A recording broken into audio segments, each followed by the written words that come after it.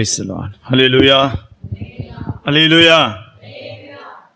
கர்த்தராகிய இயேசுவுடைய பரிசுத்த நாமத்திற்கு மகிமை உண்டாவதாக. இந்த காலை வேளையிலே இந்த இடத்துல வரவும், கர்த்தருடைய பிள்ளைகளை காணவும், கர்த்தர் தந்ததான பெரிதான சிலாக்கியத்திற்காக நான் கர்த்தரை ஸ்தோத்திரிக்கிறேன். பாஸ்டர்மாரும் சிஸ்டர்ஸ்மாரும் பாம்பேக்கு வந்தப்போ, ஏப்ரல் மாதம் வந்தப்போ எனக்கு அறிமுகமானார்கள். அதற்கு முன்பாக நான் கேள்விப்பட்டிருக்கிறேன், ஆனால் பார்த்ததில்லை. கடந்த ஏப்ரல் மாதத்தில் தான் நாங்கள் ஒருவரை பார்க்க கர்த்தர் அந்த வாய்ப்பை ஏற்படுத்தி தந்தார். அதற்காக கர்த்தரை ஸ்தோத்திரிக்கிறேன். நாம் ஒரு நிமிஷம் நம்முடைய கண்களை மூடுவோமாக. கர்த்தர் நம்மோடு இந்த காலை வேளையிலே அவருடைய வசனத்தின் மூலமாக இடைப்படும்படியாக ஒன்று நம்முடைய கண்களை மூடி நாம் கர்த்தரிடத்தில் ஜெபம் பண்ணுவோம். ஸ்தோத்திரம், ஸ்தோத்திரம். ஆமென். ஹல்லேலூயா, ஹல்லேலூயா, ஹல்லேலூயா. ஸ்தோத்திரம் ஆண்டவரே, உம்மை துதிக்கிறோம், உம்மை துதிக்கிறோம், உம்மை துதிக்கிறோம் ஆண்டவரே, உம்மை துதிக்கிறோம். ஷபரபா கத்டாரபா ஷமானா. பேசும் பேசும் ஜெபம் செய்யும் போது ஆண்டவா பிரியமானதை இப்போ காட்டும் செய்ய ஆயத்தம். ஆண்டவா பிரியமானதை இப்போ காட்டும் செய்ய ஆயத்தம். ஹல்லேலூயா, ஹல்லேலூயா, ஹல்லேலூயா, ஹல்லேலூயா. ரபா ஷபரபல திரபனா ஹமேரி பல ஷமனா ரபா துடாரிபா. ஆண்டவரே, உம்மை துதிக்கிறோம். என் தேவனாய கர்த்தாவே, என் தேவனாய இயேசுவே, உம்மை ஆராதிக்கிறோம் ஆண்டவரே. ஆண்டவரே, உம்முடைய சன்னிதானத்தில் வந்திருக்கிறோம் ஆண்டவரே. கிருபாசன தண்டையிலே நாங்கள் வந்திருக்கிறோம் ஆண்டவரே. ஆமே, நீர் பேசவில்லை என்றால் கர்த்தாவே எங்களால் ஒன்று முடியாது கர்த்தாவே. ஆண்டவரே, இந்த காலை வேளையிலே கர்த்தாவே, ஆண்டவரே, எங்களுக்கு தேவையானவைகளை கர்த்தாவே, ஆண்டவரே, நீர் எங்களோடு பேசும்படியாக நாங்கள் ஜெபிக்கிறோம் ஆண்டவரே. ஹல்லேலூயா, ஹல்லேலூயா, ஹல்லேலூயா, ஹல்லேலூயா. ஆமென். ஹல்லேலூயா. நீர் பேசும்படியாக, நீர் கிரியை செய்யும்படியாக நாங்கள் ஜெபிக்கிறோம் ஆண்டவரே. ஹல்லேலூயா. எங்கள் மனக்கண்களை திறந்தருளும் ஆண்டவரே. எங்கள் இருதயத்தின் கண்களை திறந்தருளும் ஆண்டவரே. லீதியாளின் இருதயத்தை திறந்த தேவன் ஆண்டவரே. ஆண்டவரே, பவுலினால் சொல்லப்பட்டவர்களை கேட்கும்படி கர்த்தாவே, ஆண்டவரே, லீதியாளின் இருதயத்தை கர்த்தர் திறந்தார் என்று நாங்கள் வாசிக்கிறோமே. அதே போல கர்த்தாவே, இன்று கர்த்தாவே காலை வேளையில் ஆண்டவரே, ஆண்டவரே, உம்முடைய வசனங்களை அறிந்து கொள்ளும்படியாக நீர் எங்களுடைய மனக்கண்களையும் இருதயங்களையும் திறந்தருளும்படியாக ஜெபிக்கிறோம் ஆண்டவரே. ஆமென். ஆண்டவரே, நீரே வெளிப்படும். மகிமையெல்லாம் உமக்கே. இயேசுவின் மூலம் வேண்டிக் கொள்கிறோம் எங்கள் பிதாவே. ஹல்லேலூயா. கர்த்தருடைய பரிசுத்த நாமத்திற்கு மகிமை உண்டாவதாக. என் பேர் ஜோசப். நான் பாம்பேல பன்வேல் என்றதான இடத்திலே ஊழியம் செய்து கொண்டிருக்கிறோம். போன வாரம் இங்கே வரவும் கடந்த ஒரு வாரம் முழுவதுமாக இங்கே அநேகரை பார்க்கவும் அநேக இடங்களை பார்க்கவும் கர்த்தரான ஒரு நல்ல ஸ்லாக்கியத்திற்காக நான் கர்த்தரை மறுபடியும் துதிக்கிறேன். நான் என்னை குறித்து அதிகமாக அறிமுகப்படுத்துகிறதில்லை.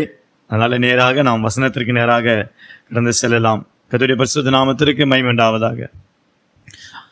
இந்த உலகத்திலே அநேகர் பாவிகளாக இருந்ததான அநேகர் ரட்சிக்கப்படுகிறதற்கு ஏதுவான ஒரு வசனம் என்னவென்றால், அநேக வசனங்கள் உண்டு. அதில் ஒரு சில வார்த்தைகள் அநேக ஜனங்களை தொட்டு அந்த ஒரு வசனங்கள் மூலமாக அவர்கள் தங்களை தேவனுக்கென்று அர்ப்பணித்ததான சில வசனங்கள் உண்டு. அதில் ஒரு முக்கியமான வசனம் நம்ம எல்லாருக்கும் தெரியும். இயேசு சொன்னார், மனுஷன் உலகம் முழுவதையும் ஆதாயப்படுத்தி கொண்டாலும் தன் ஆத்துமாவை தன் ஜீவனை அவன் நஷ்டப்படுத்தினால் அவனுக்கு லாபம் என்ன? அல்லேலூயா. இந்த வசனம்தான் கடந்த 3 நாட்களாக எனக்கு ஒரு காலை நேரத்தில் ஒரு ஜெபத்தில் 4 மணி ஜெபத்தில் இருக்கும் பொழுது இந்த வசனம்தான், இந்த வசனத்துக்கு ஒத்ததான ஒரு வசனம்தான் காலையிலே கிடைத்தது. அதை தான் 3 நாளாக நான் சிந்தித்து கொண்டே இருந்தேன். அல்லேலூயா. மோஸ்ட்லி நான் இந்த பிரசங்கம் பண்ணுறதுக்காக சனிக்கிழமை இரவு உட்கார்ந்து ஜெபிச்சு அன்னைக்கு தான் கிடைக்கணும் இல்லை, வாரத்தில் என்னைக்கு கிடைக்குதோ அன்னைக்கு அந்த வசனம் டச் ஆயிடுச்சுன்னா, அந்த வசனம் 3 நாள் ஓடிச்சுன்னா அந்த வசனம் தான் அன்னைக்குள்ள சண்டைக்குரிய ஒரு ஆகாரமாக இருக்கும். ஸோ அதனால ஒரு நைட்டில் உட்காந்து ப்ரிப்பேர் பண்ணிட்டு வர்றதல்ல, 3 நாளாக கிடைக்கிற வசனத்தை அப்படியே எடுத்து அது எங்கே பிரயாணம் போனாலும் எந்த இடத்துல போனாலும் அந்த வசனத்தை தியானித்து அந்த வசனத்திலிருந்து எப்போ ஆண்டவர் என்னென்ன பேசுகிறாரோ அதை முக்கியமாக அதை நோட்டெல்லாம் பண்ணுறத மனசுலேயே வச்சு ஆண்டுடைய நாமமைக்காக அதை சொல்வதுதான் என்னுடைய ஒரு சின்ன வழக்கமாக இருக்கிறது. கர்த்தருடைய பரிசுத்த நாமத்திற்கு மகிமை உண்டாவதாக. அப்போ இந்த வசனம் தான் காலையில் ஜெபம் பண்ணி கொண்டிருக்கும் பொழுது அந்த வசனம் எப்படி வந்தது என்றால், அவர் மரித்தோரின் தேவனாயிராமல் அவர் ஜீவன் உள்ளவர்களின் தேவனாயிருக்கிறார். மோசேக்கு கர்த்தர் முச்செடியில தரிசனமான பொழுது அவர் சொல்லுகிறார், நான் ஆபிரகாமுக்கும் ஈசாக்கும் யாக்கோபுக்கும் தேவனாய கர்த்தர். அப்ப சதுசேயர் சொல்றாங்க உயிர்த்தெழுதல் இல்லை என்று சொல்லும் பொழுது இயேசு கிறிஸ்து அந்த வசனத்தை அங்கே கோட் பண்ணி அவர் சொல்லுகிறார், முச்செடியிலே தேவன் மோசேக்கு தரிசனமான பொழுது அவர் ஆபிரகாம் ஈசாக்கு யாக்கோபின் தேவனாய் இருக்கிறார் என்று சொன்னதை நீங்கள் ஒரு காலம் வாசிக்கவில்லையா? ஆகையால் தேவன் மரித்தோரின் தேவன் இல்லாமல் அவர் ஜீவன் உள்ளவர்களின் தேவனாய் இருக்கிறார். அதை குறித்தான் அவர் ஆபிரகாம் ஈசாக்கு யாக்கோபு என்பவர்களின் தேவன் என்று தன்னை அறிமுகப்படுத்துகிறார். இந்த வசனம் வந்திருது, அவர் ஜீவன் உள்ள தேவன், அவர் ஜீவன் உள்ளவர்களின் தேவன். அல்லேலூயா. அவர் ஜீவன் உள்ள தேவன் தான், ஆனால் அவர் மரித்தவர்களுக்கு தேவன் அல்ல, அவர் ஜீவிக்கிறவர்களுக்கு ஜீவன் உள்ளவர்களுக்கு தேவன். அல்லேலூயா. அப்போ அந்த வசனத்தை வாசித்து தியானிக்கும் பொழுது இந்த வசனம் தான் வந்தது. இந்த வசனத்தை நாம் இன்று காலை வேளையில வேதத்திலிருந்து வாசிக்கலாம். மார்க் எழுதின சுவிசேஷம் 8ஆம் அதிகாரம் அதனுடைய 35, 36, 37 இந்த 3 வசனங்களை வாசிக்கலாம். தன் ஜீவனை ரட்சிக்க விரும்புகிறவன் அதை இழந்து போவான், என் நிமித்தமாகவும் சுவிசேஷத்தின் நிமித்தமாகவும் தன் ஜீவனை இழந்து போகிறவன் அதை ரட்சித்துக் கொள்ளுவான். மனுஷன் உலகம் முழுவதையும் ஆதாயப்படுத்திக் கொண்டாலும் தன் ஜீவனை நஷ்டப்படுத்தினால் அவனுக்கு லாபம் என்ன? மனுஷன் தன் ஜீவனுக்கு ஈடாக எண்ணத்தை கொடுப்பான். 35ஆம் வசனத்துல இயேசு சொல்லுகிறார், தன் ஜீவனை ரட்சிக்க விரும்புகிறவன் அதை இழந்து போவான், என் நிமித்தமாகவும் சுவிசேஷத்தின் நிமித்தமாகவும் தன் ஜீவனை இழந்து போகிறவன் அதை ரட்சித்துக் கொள்வான். ஆனா 36ஆம் வசனம் சொல்லுகிறார், மனுஷன் உலகம் முழுவதையும் ஆதாயப்படுத்திக் கொண்டாலும் தன் ஜீவனை நஷ்டப்படுத்தினால் அவனுக்கு லாபம் என்ன? அப்ப 35ஆம் வசனத்துல ஒரு ஜீவனை குறித்து சொல்லுகிறார், 36ஆம் வசனத்துல வேறொரு ஜீவனை குறித்து சொல்லுகிறார். அல்லேலூயா. முதல் ஜீவன் அது நஷ்டப்பட்டு போனாலும் பரவாயில்லை என்று சொல்லுகிறார், ஆனால் 2வது ஜீவன் அது நஷ்டப்படக்கூடாது என்று அவர் சொல்லுகிறார். அல்லேலூயா. அப்போ இன்னைக்கு ஆண்டவர் நமக்கு எல்லாருக்கும் தெரியும், கர்த்தர் ஆதாமை படைத்து மனுஷனை படைத்து அவனுடைய நாசியிலே அந்த சுவாசத்தை ஊதின பொழுது அவன் ஜீவ ஆத்மாவானான். பாருங்களேன், அவன் நாசியில அந்த சுவாசத்தை ஊதின பொழுது அவன் உயிர் உள்ளவனாக மாத்திரம் மாறவில்லை, அவன் ஜீவ ஆத்மாவானான் என்று வாசிக்கிறோம். அப்போ ஒரே மூச்சில 2 விதமான ஜீவன் அவனுக்குள்ள உண்டாகிறது. இன்றைக்கு நாம் எல்லாரும் இருக்கிறோம், நமக்குள்ள 2 ஜீவன் இருக்கிறது. அல்லேலூயா. ஒண்ணு வெளிப்பிரகாரமாக நாம் ஜீவிக்கிறோம், நாம் ஜீவனம் செய்கிறோம், இந்த மூச்சு போச்சுன்னா ஒண்ணுமே இல்லை, அது ஒரு ஜீவன். இன்னொன்று எனக்கு உள்ளாக இருக்கக்கூடியதான ஒரு ஜீவன். அப்ப கர்த்தர் சொன்னார், என் நிமித்தமாகவும் சுவிசேஷத்தின் நிமித்தமாகவும் இந்த வெளியே இருக்கிற ஜீவனை ஒருவன் இழந்து போனால் அதனால ஒண்ணும் இல்லை, அவன் திரும்ப பெற்றுக்கொள்வான். அது மறுமையிலே நித்திய ஜீவனாக அதை திரும்ப பெற்றுக்கொள்வான். ஆனால் உள்ள இருக்கிற ஆத்மாவில் இருக்கிற ஜீவனை அவன் அந்த சுவாசத்தை ஊதும் பொழுது அவன் ஜீவ ஆத்மாவான் என்று வச்சுக்கிறான். அப்போ ஆத்மாவில் ஒரு ஜீவன் உண்டு. இந்த ஆத்மாவில் இருக்கிற ஜீவனை அவன் நஷ்டப்படுத்துவான், ஆனால் அவனுக்கு என்ன லாபம்? அல்லேலூயா. ஆமென். கர்த்தராகிய ஆண்டவர் இந்த காலை வேளையிலே அந்த ஜீவனை குறித்து நம்மோடு பேசிக் கொண்டிருக்கிறார். ஆதாமுக்குள்ளே ஒரு ஜீவ ஆத்மா உண்டானது. அந்த ஜீவன் அவருடைய ஆத்மாவில் இருந்தது.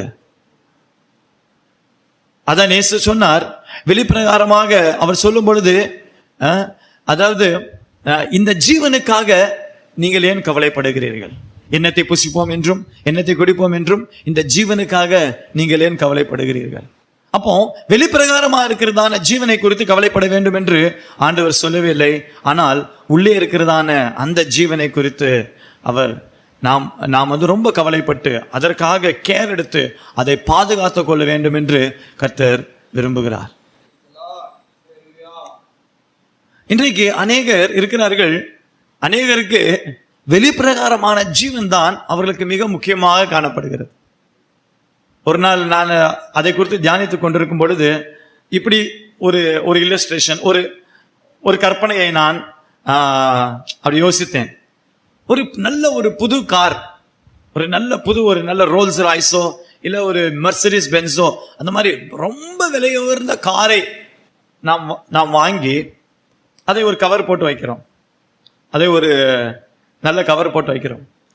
இனி இந்த கவரை போய் நல்ல பெயிண்ட் அடிச்சு, கவரை போய் சூப்பரா இருக்கு, அந்த கவருக்கு நல்ல கோடை போட்டு, கவருக்கு நல்ல பளபளன்னு போட்டு இப்படி யாருன்னா செய்வாங்களா அப்படின்னு யோசிக்கிறப்ப இல்ல, அது வெறும் கவர் மட்டும்தான். ஆனா உள்ள இருக்கிறது தான் கார், அதுதான் தேவையானது. இன்னைக்கு நம்ம கொடுக்கப்பட்ட சரீரம் அந்த காருடைய கவரை போல, உள்ள இருக்கிறது தான் மெயினான ஐட்டம்.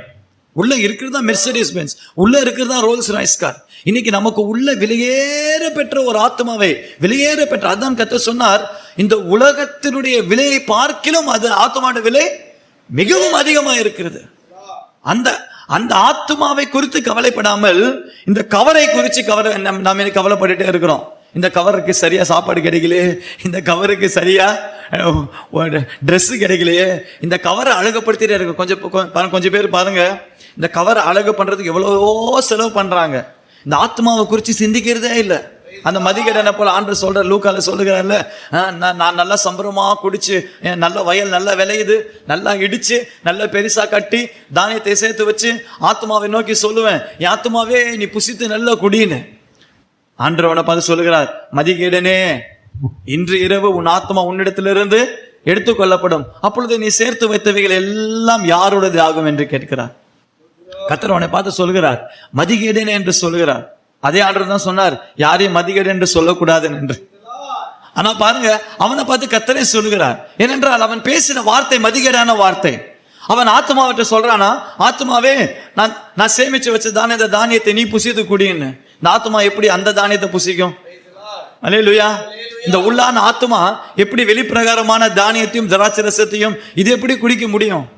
அதான் நீ மதிகேடனை போல பேசுகிறியே, இந்த தானியம், இந்த சோறை வச்சு, இந்த ரைஸை வச்சு, இந்த பிரியாணியை வச்சு ஆத்மாவை நாம் ஃபீட் பண்ண முடியாது. அல்லேலூயா. அப்ப இதற்கு தேவையான சில காரியங்கள் உண்டு. அப்போ இந்த ஜீவனை குறித்து நான் வாசிக்கும் பொழுது இந்த இடத்துல 2 ஜீவனை குறித்து வாசிக்கிறோம். ஒன்று வெளிப்பிரகாரமான ஜீவன், இன்னொன்று நம்முடைய ஆத்மாவில் இருக்கிறதான ஜீவன். நம்முடைய தேவனை குறித்து நம்ம எல்லாருக்கும் தெரியும், அவர் ஒரு திருத்துவ தேவன் என்று. அப்ப திருத்துவம் என்று சொன்னால் 3. அப்ப இந்த ஜீவனை உண்டாக்கும் பொழுதும் கர்த்தர் இதை 3ஆக உண்டாக்கினார். அவனுடைய நாசிலே ஊதினார், அவன் ஜீவ ஆத்மாவானான். அப்ப ஊதும் பொழுது முதல் உயிர் அது நம்முடைய ரத்தத்தில் இருக்கிறது. அதான் வேதவசனம் சொல்கிறது, மாம்சத்தின் உயிர் அதன் ரத்தத்தில் இருக்கிறது. அப்ப இந்த ரத்தத்தில் இருக்கிறதான உயிர், இந்த ரத்த தானம் பண்றவங்களை பாத்தீங்கன்னா ஒரு அளவு தான் கொடுக்க முடியும். 1 லிட்டரோ 2 லிட்டரோ, மேக்சிமம் 1 லிட்டர் தான் கொடுக்க முடியும் நினைக்கிறேன். எனக்கு அதை பத்தி சரியா தெரியல. ஒரு 5 லிட்டர் 6 லிட்டர் எடுத்து அவன் செத்துருவான். அப்படிதானே? டாக்டர்ஸ் என்ன இருக்கிறாங்களா? ஆமா, இல்ல, அது கூட ஒரு குறிப்பிட்ட அளவு தான் எடுக்க முடியும். அந்த குறிப்பிட்ட அளவுக்கு மேல போறப்ப அந்த ரத்தம் போயிடுச்சுன்னா உயிர் போயிடுச்சு. அல்லேலூயா. அப்ப முதல் ஜீவன் அது நம்முடைய ரத்தத்தில் இருக்கிறது. அல்லேலூயா. ஆனா 2வது ஜீவன், இந்த ரத்தம் எவ்வளவு போனாலும் பரவாயில்ல, அந்த ஜீவனை அழிக்க முடியாது. அது நமக்குள்ளே இருக்கிறதான ஆத்மாவில் இருக்கிறதான ஜீவன். 3வது ஜீவனை குறித்து நாம் வாசிக்கிறோம், மரித்து ஒரு மனுஷன் எழும்பும் பொழுது அவனுக்கு 3வது ஜீவன் இருக்கிறது. அதுதான் தானியேல வாசிக்கிறோம், மரித்தவர்களாகிய அநேகர் எழுந்திருப்பார்கள், சிலர் நித்திய ஜீவனுக்கும் சிலர் நித்திய நிந்தைக்கும் இகழ்ச்சிக்கும் நேராக அவர்கள் போவார்கள் என்று வாசிக்கிறோம். அப்ப 3வது ஒரு ஜீவன் தான் நித்திய ஜீவன். அல்லேலூயா. அப்போ இந்த ஜீவனை நாம் கரெக்டாக பார்த்து இந்த ஜீவனிலே வளர்ந்தோம் என்றால் அந்த நித்திய ஜீவனுக்கு கர்த்தர் நம்மை தகுதிப்படுத்துகிறார். இந்த ஆதாம் பாவம் செய்த பொழுது கர்த்தர் சொன்னார், உனக்கு ஒரு மரணம் உண்டாகும் என்று சொன்னார். அது அவனுடைய வெளிப்பிரகாரமான மரணத்தை சொல்லவில்லை, அது அவனுடைய உள்ளான மரணத்தை சொல்லுகிறது. அவனுடைய ஜீவியத்திலே ஒரு மரணம் சம்பவித்தது. கர்த்தர் சொன்னார், நீ இந்த கனியை புசிக்கிற நாளிலே நீ சாகவே சாவா என்று சொன்னார்.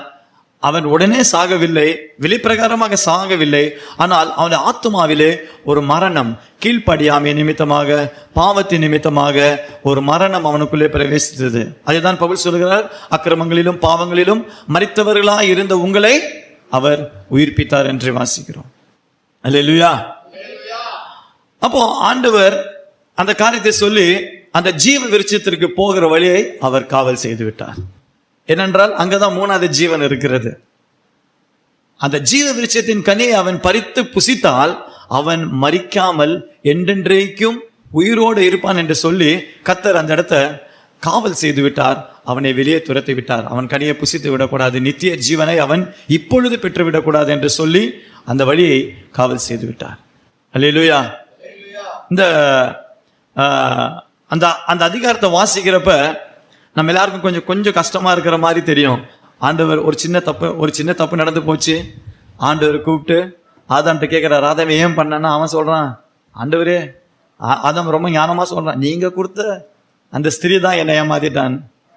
அதாவது ஆண்டவர் தான் தப்பு பண்ண மாதிரி பேசுறான் அவன். நீங்க தானே கொடுத்தீங்க, நான் சும்மா ஒண்டி கட்டையா தான் இருந்தேன். நீங்க எனக்கு ஒரு ஸ்திரீயை கொடுத்தீங்கல்ல, அந்த ஸ்திரீ தான் என்ன மோசம் போகுனா, அந்த ஸ்திரீ தான் எனக்கு இந்த கனியை கொடுத்தா நான் புசிச்சேன். உடனே ஆண்டு ஸ்திரீட்ட கேட்கிறாரு, நீ ஏன்பா இந்த மாதிரி செஞ்ச?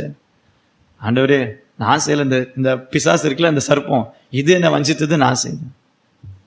அதுக்கப்புறம் அந்த ஆண்டவர் அழகா அவனை நல்லா ஒரு சபிக்கிற மாதிரி தெரியும். ஆனா நான் இந்த காலை வேளை நான் உண்மையாக ஆண்டவருடைய சமூகத்தில் சொல்கிறேன், அதை படிக்கும் போது ரொம்ப அழுதுட்டேன். ஒரு நாள் எனக்கு கண்ணில் அப்படியே என்னால் இது பண்ணவே முடியல. அது படிக்க அது சாபம் மாதிரி எனக்கு தெரியல. கர்த்தர் அவனை எவ்வளவு நேசித்தார் என்று அந்த நேசத்தை பார்க்கும்பொழுது அது அவனை திட்டுற மாதிரியே தெரியல எனக்கு. அந்த வசனத்தை நீ உன் நெற்றியின் வேர்வையினால் நேற்று சிந்தி சாப்பிடுவாய், கஷ்டப்படுவாய், நீ பிரசவ வேதனை பெறுவாய், அப்படிலாம் திட்டுறப்ப ஆண்டவருடைய அன்பு எவ்வளவாக அந்த இடத்துல ஆண்டவருடைய அன்பு தான் வேலை நான் பார்த்தேனே தவிர, ஏன்னா அதற்கு முன்னாடி நிறைய வாட்டி நான் படிச்சிருக்கிறேன். அப்பெல்லாம் ஐயோ அந்த ஆண்டவர் மன்னிச்சு விட்டுருந்தா நல்லா இருந்திருக்குமே, என்னத்துக்கு இவ்வளோ கஷ்டம் இல்லையே அப்படின்னு சொல்லி அப்படிதான் ஃபீல் ஆகும்.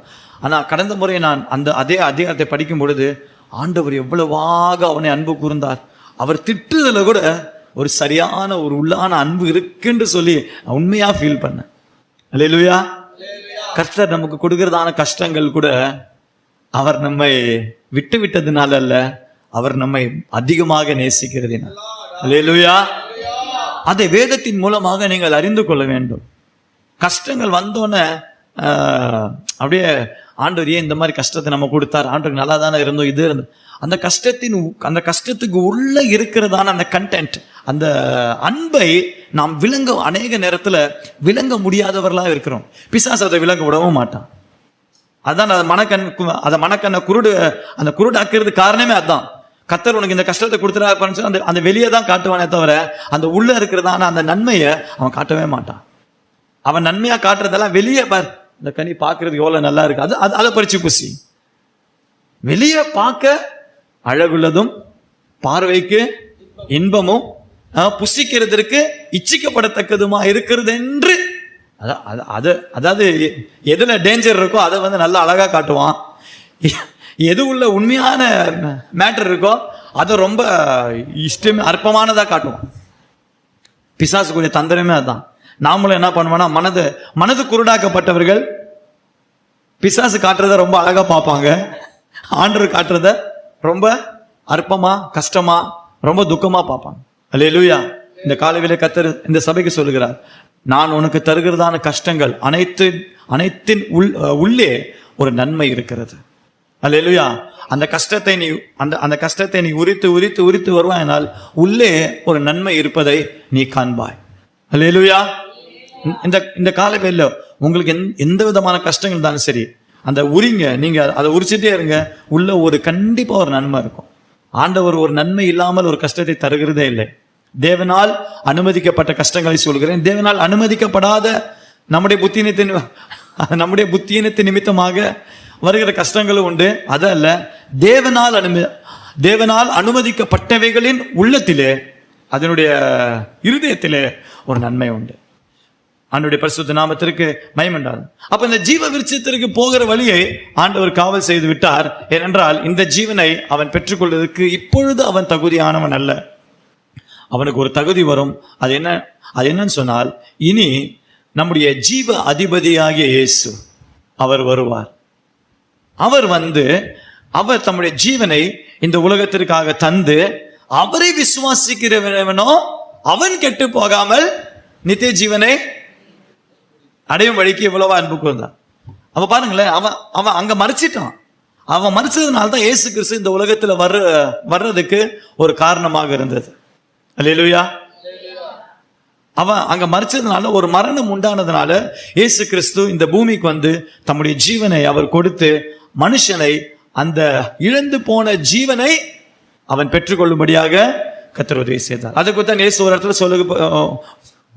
சொல்லும் பொழுது அவர் சொல்லுகிறார், இழந்து போனதை ரட்சிக்கவும் தேடவும் ரட்சிக்கவுமே மனுஷகுமாரன்.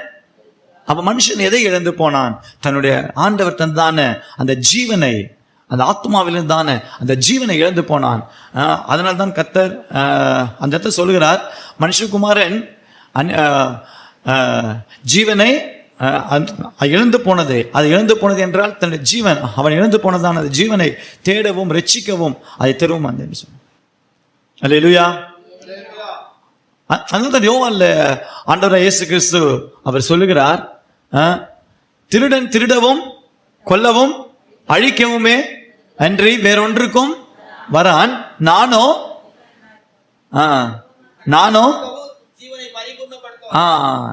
நானோ அவைகளுக்கு ஜீவன் உண்டாகவும் அந்த ஜீவன் பரிபூர்ண. அப்போ இயேசு கிறிஸ்து இந்த உலகத்தில் வந்ததே அவர் தம்முடைய ஜீவனை நமக்காக தரும்படியாக தான் வந்தார்.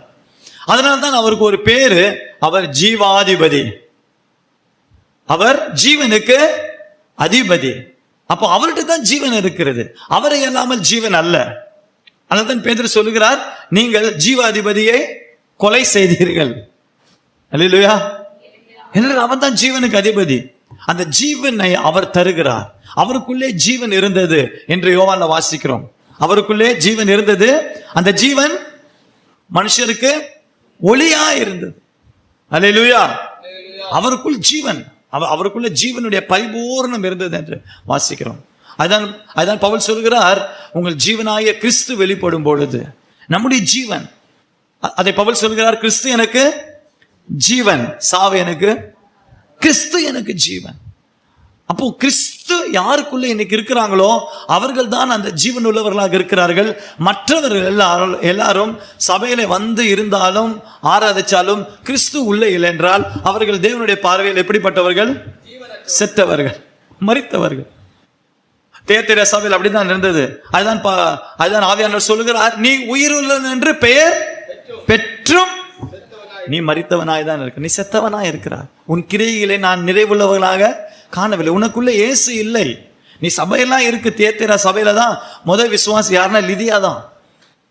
லிடியா தெரியல, அது லீதியால் தான் அந்த சபை உருவாக்குனதுக்கு ஒரு காரணம். ஏனென்றால் பவுல் அந்த ஆற்றின் அருகே ஜெபம் பண்ணி கொண்டிருக்கிற வேலையில அந்த வசனங்கள் சொல்லும் பொழுது, இவள் தான் தேத்திரா ஒரு ஆள், இவள் தான் அந்த வசனத்தை கேட்டு அந்த தியத்தேரா ஊர்ல முதல் தடவை வசனத்தை ஏற்றுக்கொண்டு அங்கே ஒரு சபை உருவாகிறதுக்கு காரணமே அவளாதான் இருந்தாள்.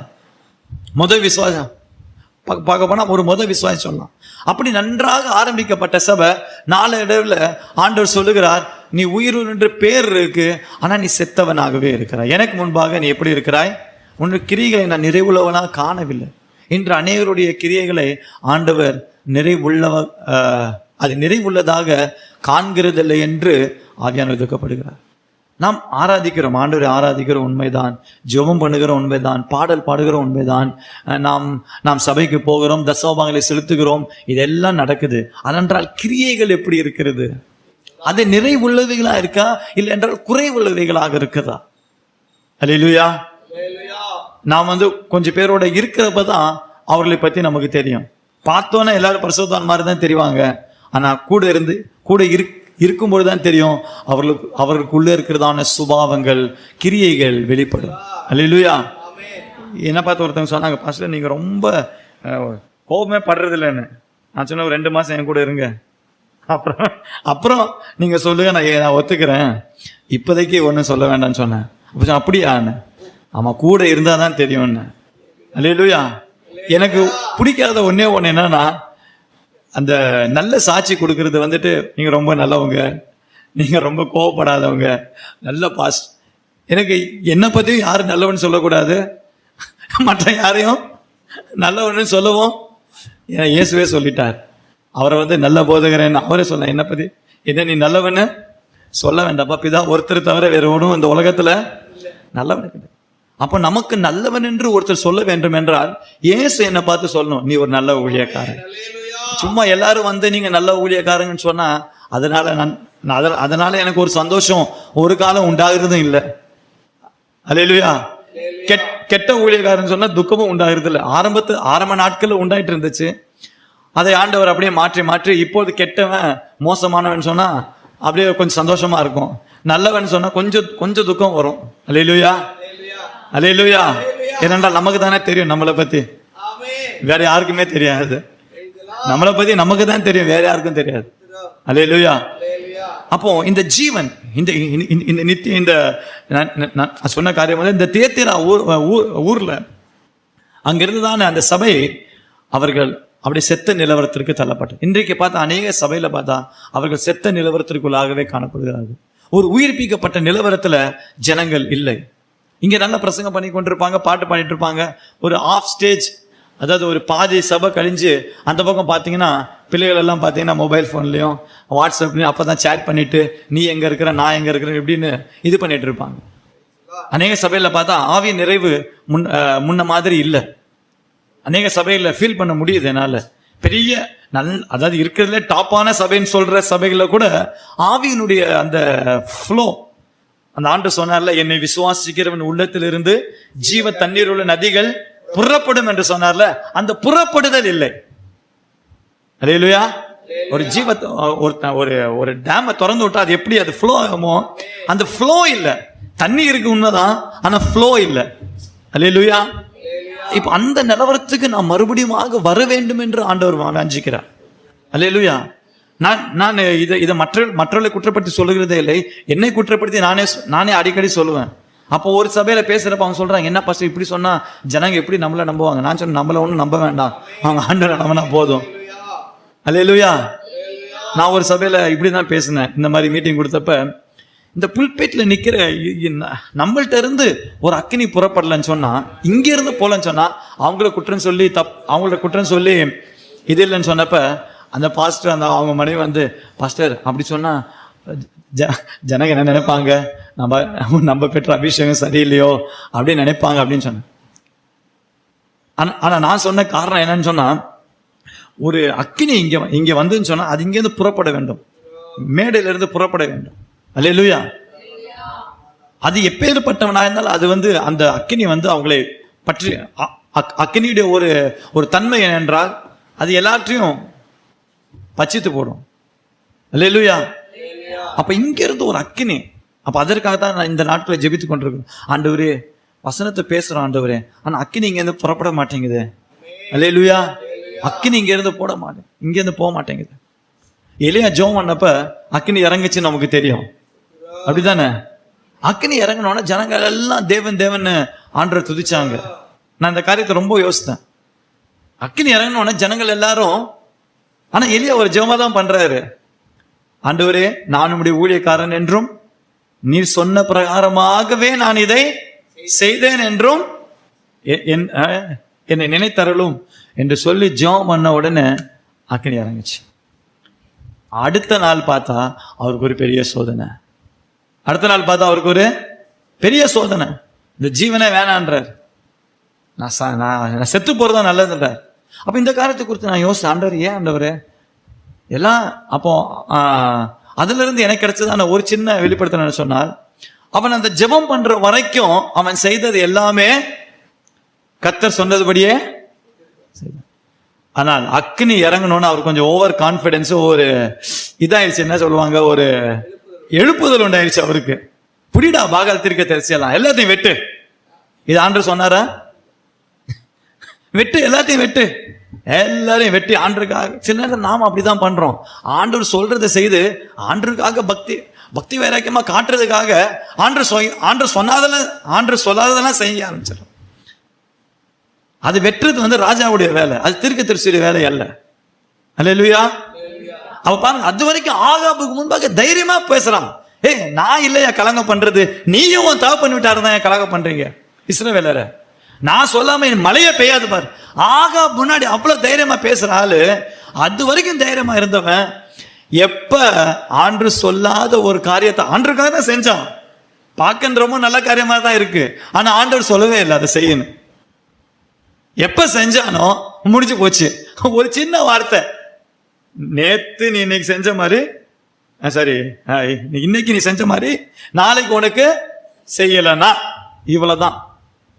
ஏன் அதாவது இவன் ஜெபிச்சவன் அக்கினியே வானத்துல இறங்குச்சு, இவன் ஒரு ஜெபிச்சா அந்த ஏசபேல அக்கினி வந்து பச்சிக்கிறது எவ்வளவு நேரம் ஆகும்? அப்ப பாருங்க, ஆண்டவர் சொல்லாத செய்யும் பொழுது நமக்குள்ளே பயங்கள் உண்டாகிறது. அந்த பயத்தின் மூலமாக ஒரு அந்த உலக ஜீவன் நஷ்டப்படுகிறது. இன்னைக்கு அநேக ஊழியக்காரங்க செய்யறது தான், ஆண்டவர் சொன்னதை மாத்திரம் செஞ்சுட்டு அமைதியா இருக்க மாட்டாங்க.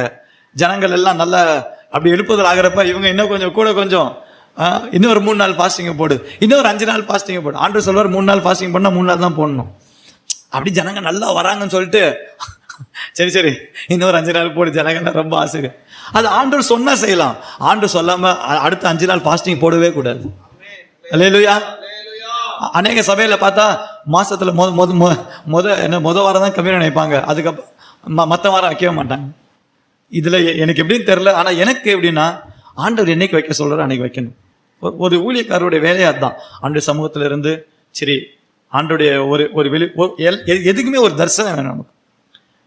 எதுக்குமே அந்த ஊழியத்தை செய்யறதுக்கு நான் இந்த நாட்கள் அதிகமாக அதை படிக்கிறதான சில காரியங்கள் என்றால், ஊழியம் செய்யறதுக்கு நமக்கு தரிசனம் இல்லாம நம்ம செய்யவே கூடாது. ஒரு தரிசனத்தோட தான் செய்யணும். அங்க இடத்துல தரிசனம் இருக்கா, அங்க போலாம், அங்க செய்யலாம். ஆண்டவர் அதை பார்த்து கொள்வார். ஏனென்றால் என்ன, பவுலுடைய பிரயாணத்துல அவர்கள் ஆசியாவில் வந்த பொழுது வசனத்தை சொல்லாதபடிக்கு ஆண்டவரே தடை பண்ணிட்டாராம். கொஞ்சம் பேர் சொல்லுவாங்க கிடைக்கிற இடத்துல எல்லாம் வசனத்தை பேசணும். அப்புறம் எதுக்கு கர்த்தர் பவுலை தடை பண்ணார் அந்த இடத்துல? அவர்கள் அந்த தேசத்துக்கு வசனத்தை சொல்லாதபடிக்கு பரிசுத்த ஆவியினாலே தடை பண்ணப்பட்டு, சரி உடனே இவங்க பாக்குறாங்க வேற தேசத்துக்கு போலான்னு பாக்குறாங்க. ஆவியானவர் அவர்களை போக விட விட்டாது இருந்தார். பாருங்க, ஒரு இடத்துக்கு போகவும் விடல, ஒரு இடத்துல வசனத்தை சொல்லவும் விடல. ஆவியானவர் இப்படி செய்வாரா? ஆவியான அதுதான் ஊழியம். அப்பதான் அன்னைக்கு ராத்திரியில தான் பவுலுக்கு ஒரு தரிசனம் உண்டாகுது. அந்த ராத்திரியிலே பவுலுக்கு ஒரு தரிசனம் உண்டாகி ஒரு மக்கதோனியா தேசத்தான் அவட்ட சொல்லுகிறாரு, நீர் எங்களுக்கு இந்த சுவிசேஷத்தை அறிவிக்க வேண்டும் என்று சொல்லும் பொழுது அப்பதான் இவருக்கு ஒரு நிச்சயம் உண்டாகுது. சொப்பனால தரிசனம், அன்று ராத்திரியில அவனுக்கு ஒரு தரிசனம் உண்டாகுது. அப்ப சொல்ற கர்த்தர் எங்களை மக்கதோனியாவிலே அந்த சுவிசேஷத்தை சொல்ல அழைத்தார் என்று உறுதிப்படுத்தி கொண்டு போறாங்க. போய் 2 நாள் அங்க ஆற்று பக்கத்துல ஜெபம் பண்றாங்க. அங்கதான் கிடைக்கிற லிடியா.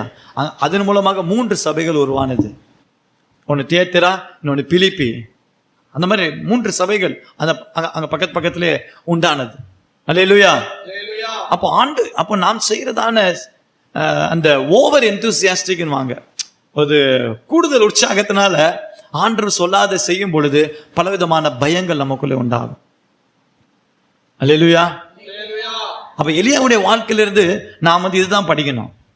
ஆண்டவர் என்ன சொன்னாரோ அதை அப்படியே செஞ்சு அதோடு நிறுத்திக்கணுமே தவிர இந்த தீர்க்கதரிசியை வெற்ற வேலையெல்லாம் எலியாவுடைய வேலையே கிடையாது. அது ஆகாபுடைய வேலை. சரி, அது ராஜாவுடைய வேலை, அது ஆகாபுடைய வேலை.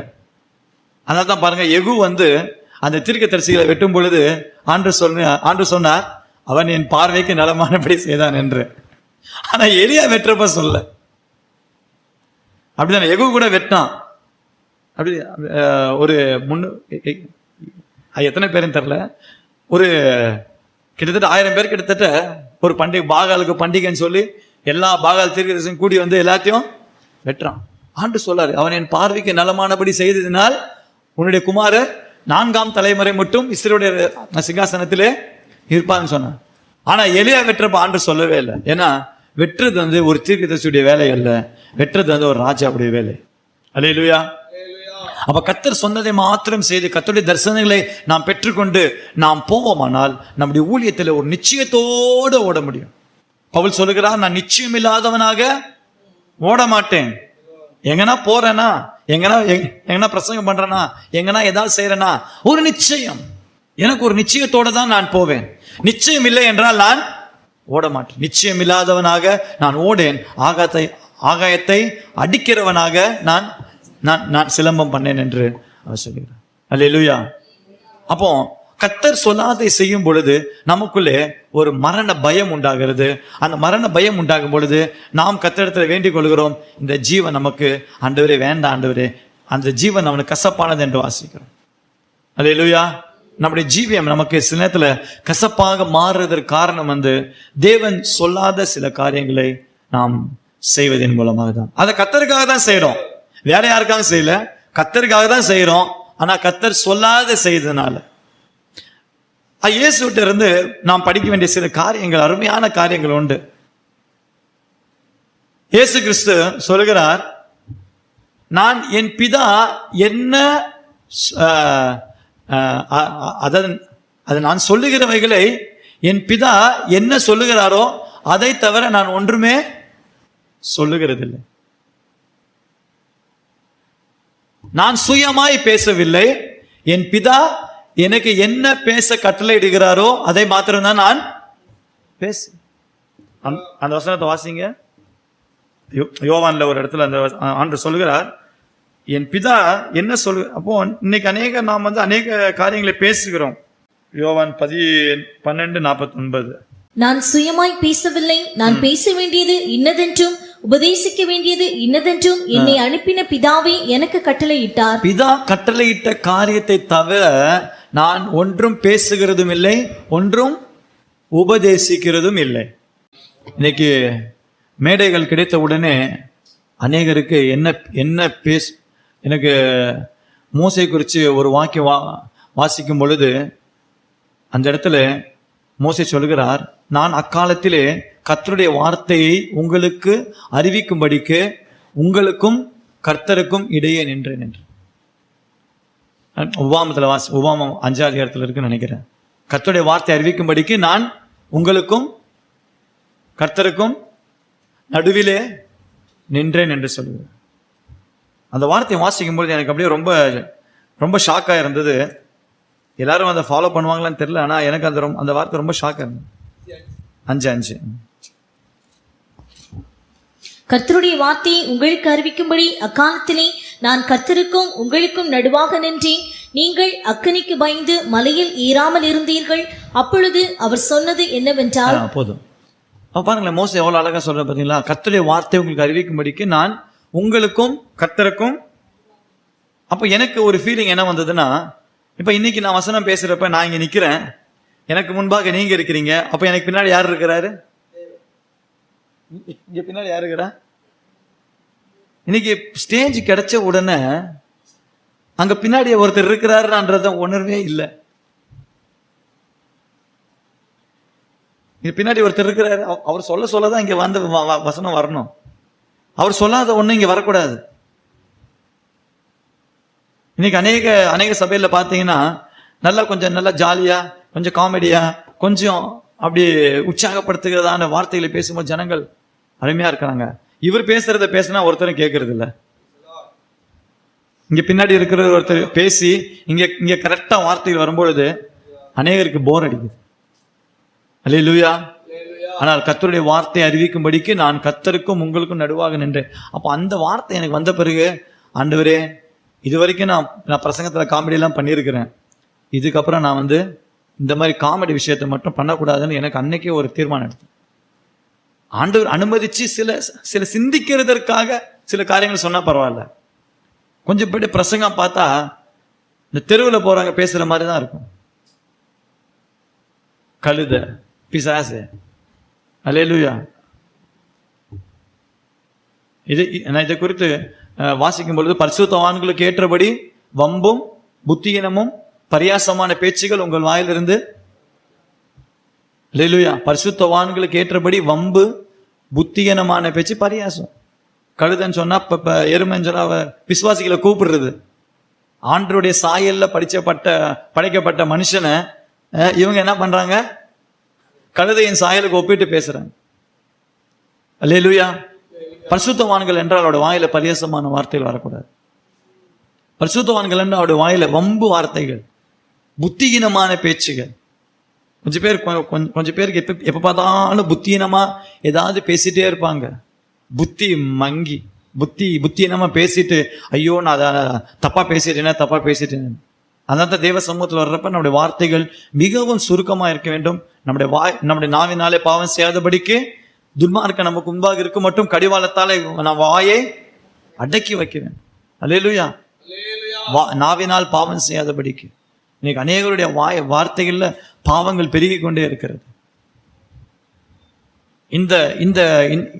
இந்த நாவினால் உண்டாகிற பாவங்கள் தான் என்ன செய்கிறது என்றால், நமக்குள்ள இருக்கிறதான ஜீவனை அது நஷ்டப்படுத்தி விடுகிறது. நாம் பேசுகிறதான வார்த்தைகள் நமக்குள்ளே மரணத்தை உண்டாக்குகிறது என்று நாம் அறியாமலே பேசிக் கொண்டிருக்கிறோம். மரணமும் ஜீவனும் நாவின் அதிகாரத்தில் இருக்கிறது. அதில் பிரியப்படுகிறவர்கள் அதன் கனியை பாருங்களேன், எவ்வளவு அழகா இருக்கு. இங்க ஜீவன் இங்கதான் இருக்கு, மரணமும். நான் பேசுகிற வார்த்தைகள் மற்றவர்களுக்கு ஜீவனை உண்டாக்குதா? இல்ல நமக்கு தானே ஜீவனை உண்டாக்குதா? அல்லேலூயா. நான் ஒருத்தர் பேசணும்னு சொன்னா அது எந்த விதத்தில் அவருக்குள்ள ஒரு மரணத்தை உண்டாக்க கூடாது. கொஞ்சம் பேருடைய வார்த்தைகள் மரணத்தையும் உண்டாக்குது, ஜீவனையும் உண்டாக்காது. கிழவைகள் பேச்சா இருக்கும், இல்லாத வார்த்தைகள். அதான் பவுல் சொல்கிறார், வீண் பேச்சும் கிழவிகள் பேச்சுமா இருக்கிறவர்களுக்கு நீ விலகிரு. கிழவிகள் பேச ஆரம்பிச்சா பேசிட்டே இருப்பாங்க, அவங்க வாயை நிப்பாட்டவே முடியாது. சும்மா அந்த பழைய கதைகள், பழைய அந்த தீமோத்தேயுல எழுதுறப்ப பவுல் சொல்கிறார், புத்திஹீனமான பேச்சுகள், வம்ச வரலாறுகள், கட்டுக்கதைகள். அந்த 1 தீமோத்தேயுல சொல்றப்ப ஒரு 4 காரியத்தை சொல்லுவார். நான் கொஞ்ச நாள் தமிழ்ல பிரசங்கம் பண்ணாதனால கொஞ்சம் தடுமாறுது. 1 தீமோத்தேயு 1:3 வேற்றுமையான உபதேசங்களை போதியாதபடிக்கும், விசுவாசத்தினால் விளங்கும் தெய்வீக பக்தி விருத்திக்கு ஏதுவாயிராமல் தர்க்கங்களுக்கு ஏதுவாயிருக்கிற கட்டுக்கதைகளையும் முடிவில்லாத வம்ச வரலாறுகளையும் கவனியாதபடிக்கும் நீ சிலருக்கு கட்டளையிடும் பொருட்டாக. பாருங்களேன், முடிவில்லாத வம்ச வரலாறுகள். பேச ஆரம்பிச்சா அப்படி எனக்கு அது பேச தெரியல. வம்ச வரலாறு பத்தி பேசுறப்ப இவருடைய அவர் அங்க இருக்க, இவர் அங்க இருக்க, இவர் அப்பா அம்மாக்கு, சித்திக்க, பாட்டிக்க, முடிவில்லாத வம்சம். இது முடிவு வராது. இது எங்க முடியும்னு ஆதாம்ல போய் தான் முடியும். அது வரைக்கும் முடியாது. இது இப்ப ஆதாம் வரைக்கும் நம்ம பேச முடியுமா? முடியாது. அதெல்லாம் ஏதோ நமக்கு ஆண்டவர் கொடுத்த நம்முடைய அப்பா, தாத்தா, இது வரைக்கும் இருந்துகிட்டா போதும். அங்க தூரத்து சொந்தம் வாங்க. ஒரு விதத்துல பார்க்க போனா எல்லாருமே ஒரு சொந்தங்கள் தான். அல்லேலூயா. அப்படியே ஒரே வரியா முடிச்சிடணும். நம்ம எல்லாருமே கிறிஸ்துக்குள்ள ஒரே ரத்தத்தால் நாம் ஜெனிப்பிக்கப்பட்டிருக்கோம். நமக்குள்ள ஓடுறது நம்ம ரத்தமே கிடையாது, இயேசுடைய ரத்தம் தான் நமக்குள்ள ஓடுது. இயேசுடைய ரத்தம் யாருக்குள்ள ஓடுதோ அதெல்லாம் என் சொந்தம் தான். இயேசுடைய ரத்தம் எவனுக்குள்ள ஓடலையோ அவன் எனக்கு சொந்தக்காரன் இல்லைன்னு விட்டுற வேண்டியதான். அல்லேலூயா. அவர் எனக்கு தூரத்து சொந்தம். அவன் பார்த்தா பட்டை அடிச்சிருப்பான், இதை போட்டிருப்பான், அவரும் நமக்கு சொந்தக்காரர் தான். அந்த சொந்தம் நமக்கு வேண்டாம். நீ கிறிஸ்து இயேசுவின் மூலமாக உண்டான சொந்தங்கள் தான் உண்மையான சொந்தங்கள். அல்லேலூயா. அப்ப இந்த வம்ச வரலாறுகளை பற்றி பேசுறது முடிவே இருக்காது. அதே போல தர்க்கங்களுக்கு ஏதுவா இருக்கிறதான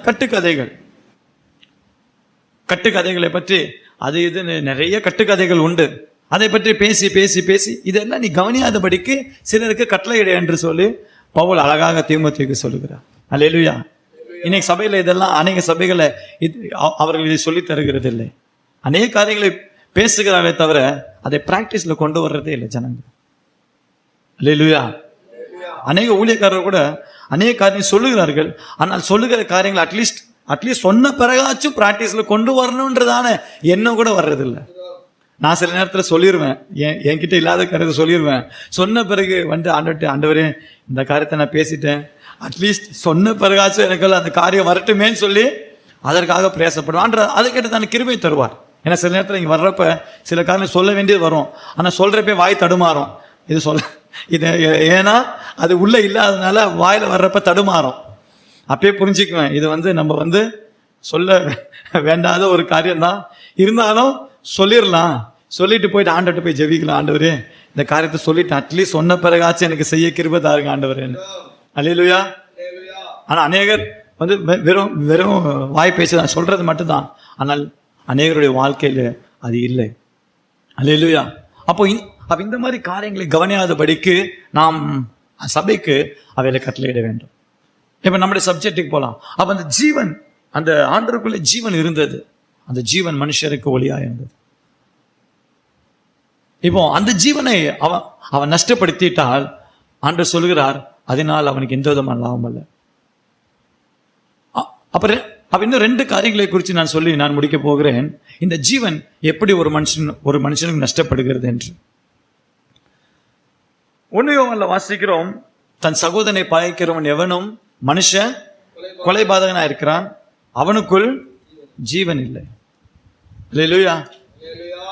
ஒரு மனுஷனை பகைக்கிறவர்கள் அது யாரா இருந்தாலும் சரி, இன்னைக்கு அநேக சபைகளுக்குள்ளேயே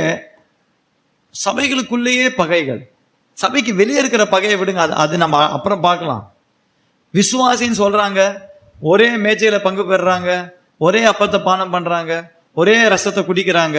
ஆனா பார்த்தா அந்த விசுவாசிக்கு இந்த விசுவாசிக்கு ஆகாது, அந்த பாஸ்டருக்கு இந்த விசுவாசிக்கு ஆகாது, இப்படியே அவர்கள் இருக்கிறாங்க. அல்லேலூயா.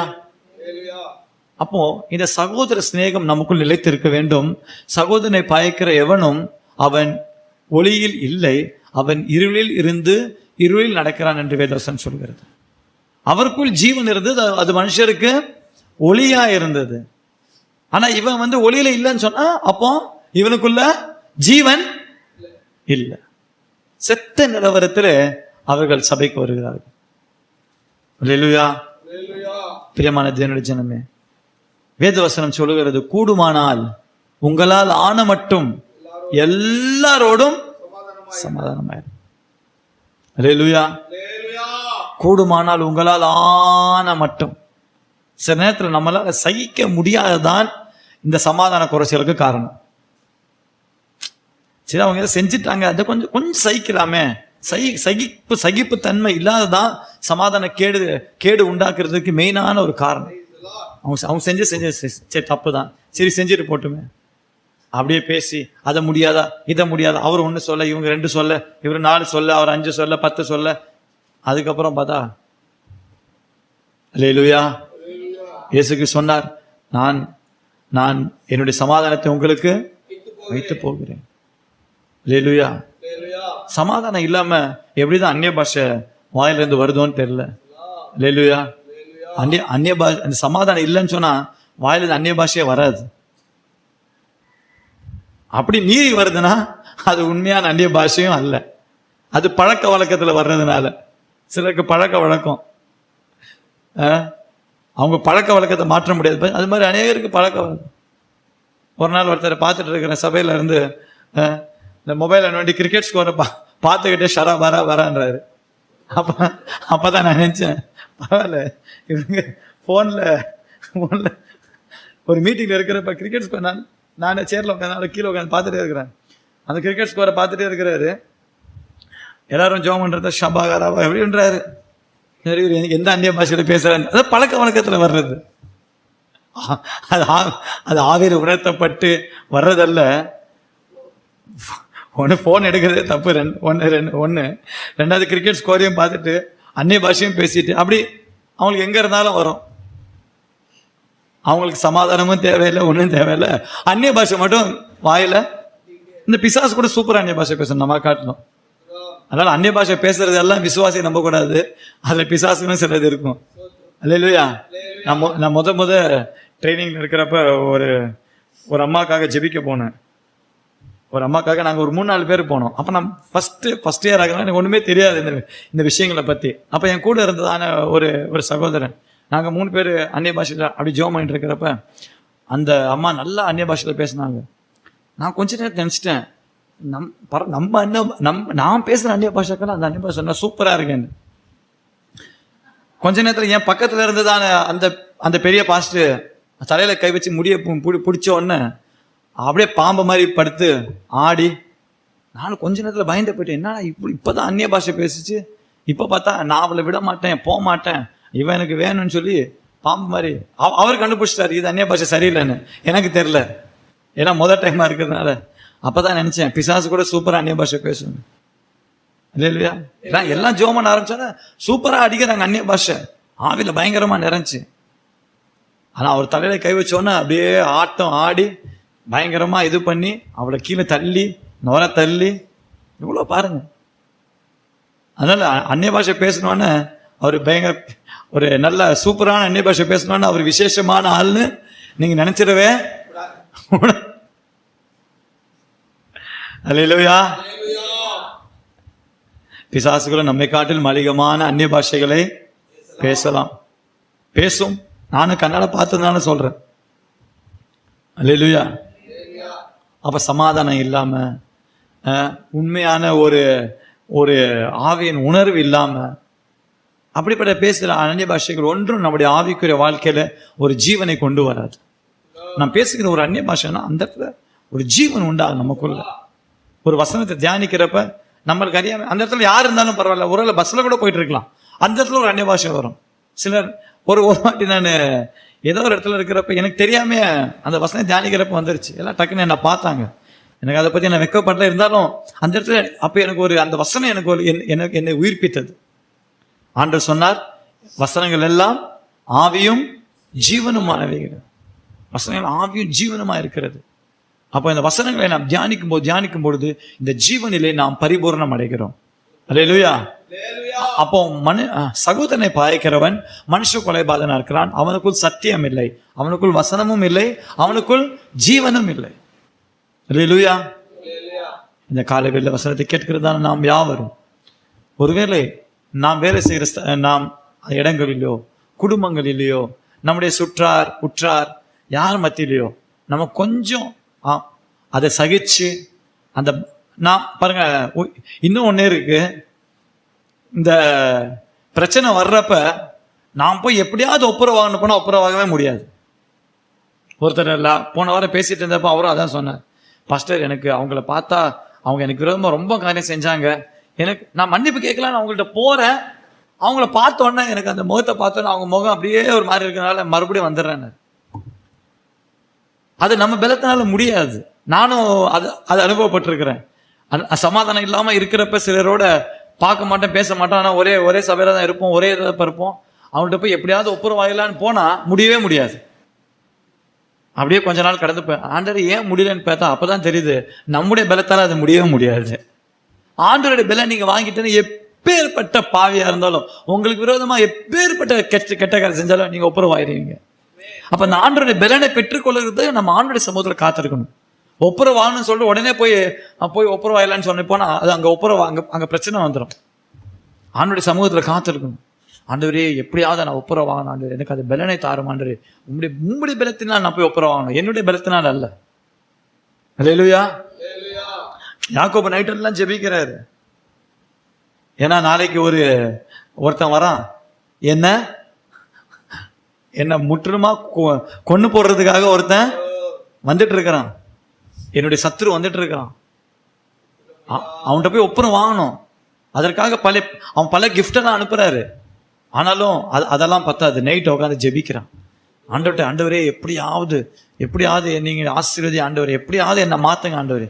ஆண்டவர் பேரை மாத்துறார். அடுத்த நாள் போறான், வந்தவன் சத்துருவா வந்தான். இவன் சொல்றான், உன்னை பார்த்தது எனக்கு தேவதூதருடைய முகத்தை பார்த்தது போல.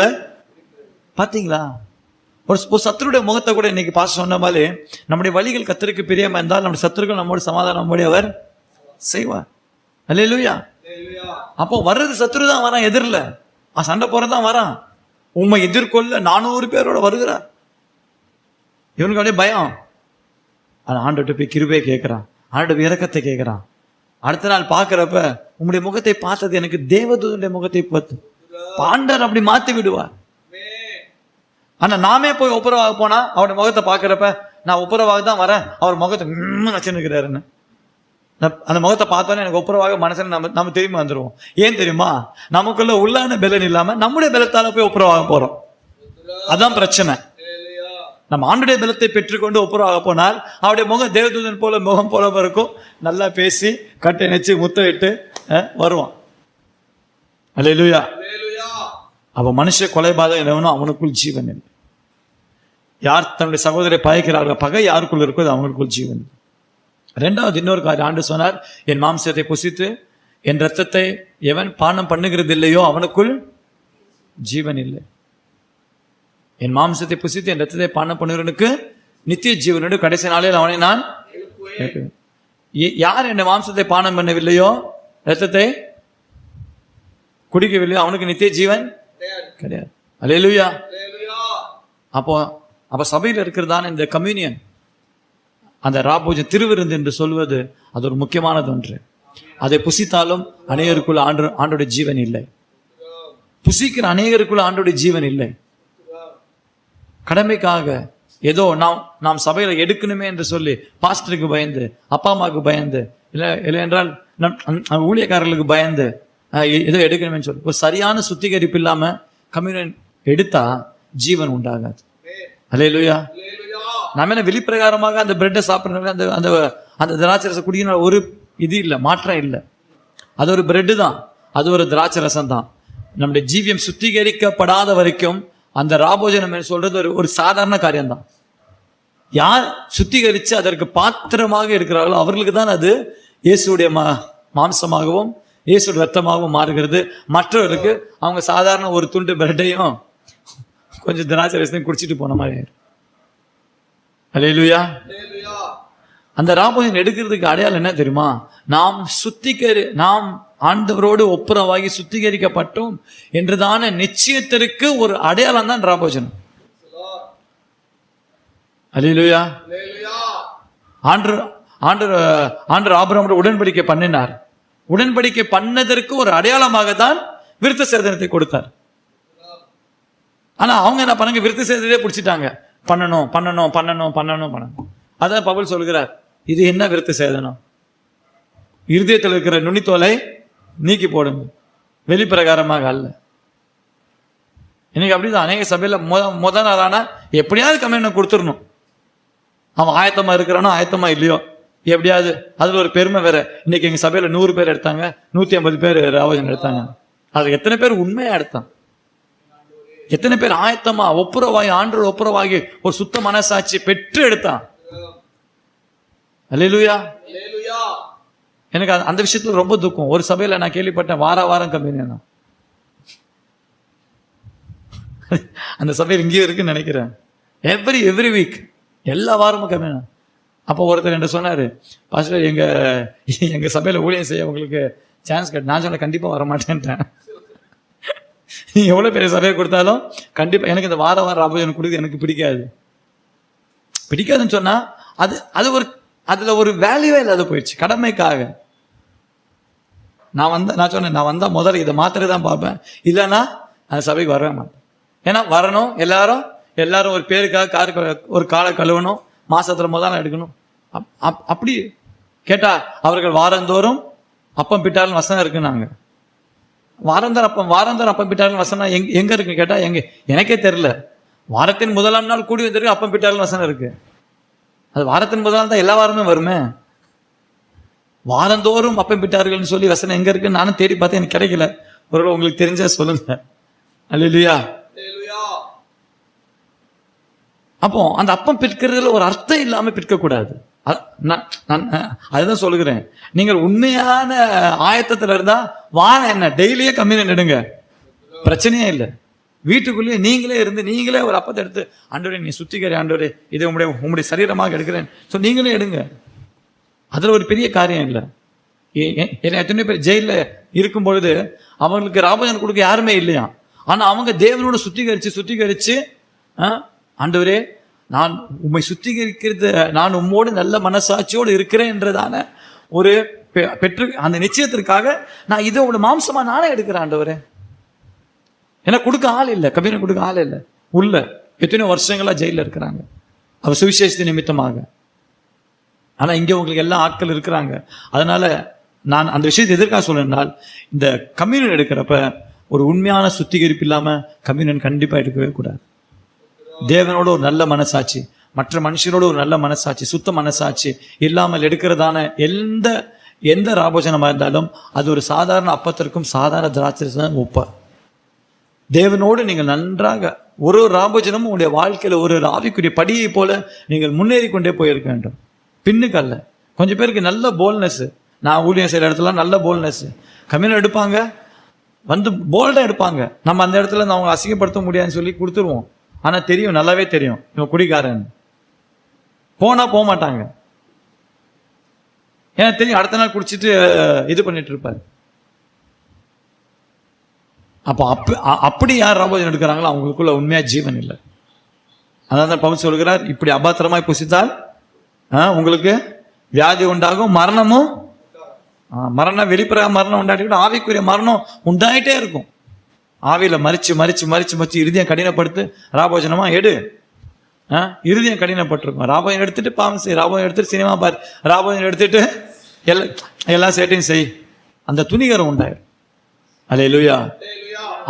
அப்படிப்பட்ட நிலவரத்துக்கு நாம் கடந்து போவோமானால் நமக்குள்ள அந்த ஜீவன் அற்று போய்விடும். அந்த நித்திய ஜீவனை நம்மால் பெற்றுக்கொள்ள முடியாது. நம்முடைய ஜீவன் மரணம் உண்டாகும். இயேசு ஜீவனை கொடுக்கும்படியாக வந்தார். அவர் தம்முடைய ஜீவனை கொடுத்த பொழுது அவர் ரொம்ப துக்கப்பட்டு, பாருங்க, ஒரு சரீரத்தை பிச்சு கொடுக்குறப்ப எவ்வளவு வலி இருக்கும். நம்ம அசால்ட்டா எடுத்துட்டு போயிடும். இன்னைக்கு ராபோஜனத்தை மேன்மா நேருக்கு தெரியறதே இல்லை. அவர் சொல்றார், அதை பிட்டு, அந்த அப்பத்தை பிட்டு, இது உங்களுக்காக பிற்கப்படுகிற சரீரமா சரீரத்தை பிச்சு கொடுக்கணும்னா எவ்வளவு ஒரு கஷ்டமா இருக்கும். சும்மா கில்லுனாலே தாங்க முடியறது இல்லை. எங்க பிள்ளைங்களுக்கு லைட்டா கிள்ளி விட்டாலே தாங்க முடியறது இல்லை, அழுதுறதுங்க. அவ பிச்சை எப்படி இருக்கும்? சரீரத்தை பிச்சை எப்படி இருக்கும்? எவ்வளவு வலி இருக்கும். ஆண்டவர் அவ்வளவு வலி கொடுத்து நமக்கு அந்த ஜீவனை கொடுத்தாரு.